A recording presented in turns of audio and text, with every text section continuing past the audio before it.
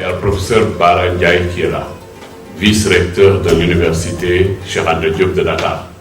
L'utilisation des TIC en faveur de la santé, que l'on appelle communément santé digitale, ou e-santé ou santé numérique, vise à améliorer vise l'amélioration de la prestation des services de soins,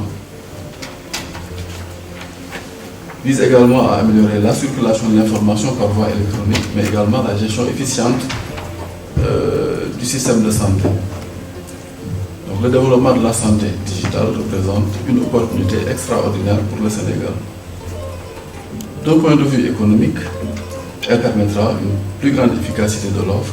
La santé digitale a été élaborée par le ministère de la Santé du Sénégal et ce plan court de la période 2018 à 2023. Ce plan prend en compte les préoccupations que je viens de citer, mais ne prend pas en charge le paiement digital des prestataires de soins. D'où l'intérêt de ce projet, parce que le plan qui a été élaboré ne prend pas en compte cette dimension-là.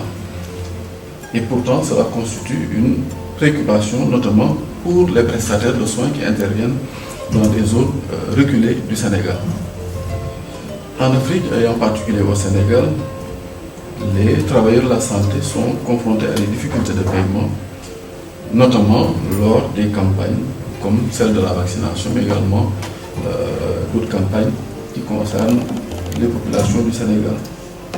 Et cela se traduit par un impact important sur la performance des acteurs et in fine sur la santé des populations, et particulièrement des enfants qui sont une cible très vulnérable. Donc, le paiement numérique, objet de ce projet, constitue donc une innovation majeure et je voudrais vraiment féliciter donc, les promoteurs de ce projet, les initiateurs, donc, le professeur Adama Faye et ses partenaires de l'université Makerere. Nous remercions également tous les partenaires qui sont impliqués dans le projet, qui est un projet très ambitieux. Les résultats de ce projet permettront de mieux comprendre les défis et enjeux du paiement digital en vue de produire des évidences scientifiques pour orienter les politiques de santé, permettant ainsi aux autorités de prendre des décisions avec un ancrage scientifique.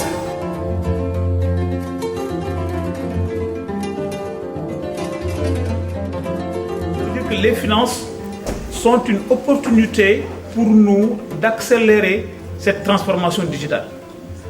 L'autre intérêt que nous voyons et qui est extrêmement important, c'est la traçabilité. Tous ceux qui gèrent des hôpitaux privés font tout pour que le système soit digitalisé, parce qu'ils veulent maîtriser les ressources financières. Ce qui montre encore l'importance de faire des paiements numériques. L'autre aspect qui est important, pour lequel je dois remercier et saluer aussi l'Université de Dakar, mais également les autres universités et nos participants en ligne, c'est que ce sont des moments où les gens animent l'écosystème digital. Il faut que ce soit animé.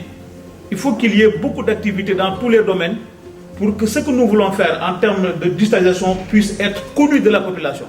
Parce qu'on ne le fait pas pour nous, on le fait pour la population. Donc il faut continuer à communiquer et à éduquer. En parlant d'éducation, je vois que le projet intervient beaucoup dans le monde rural, ce qui est important parce que nous avons beaucoup de nos agents qui sont au monde rural. Et on sait que les banques ne sont pas partout. Donc on peut rester une semaine sans pour autant accéder à nos ressources financières mensuelles. Donc à ce niveau-là aussi, il faut dire que c'est extrêmement important.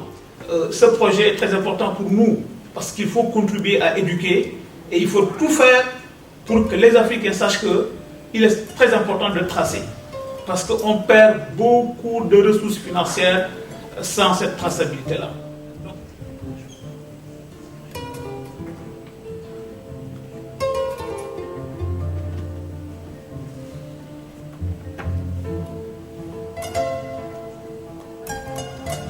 Applaudissons, félicitations à toute l'équipe, à l'équipe.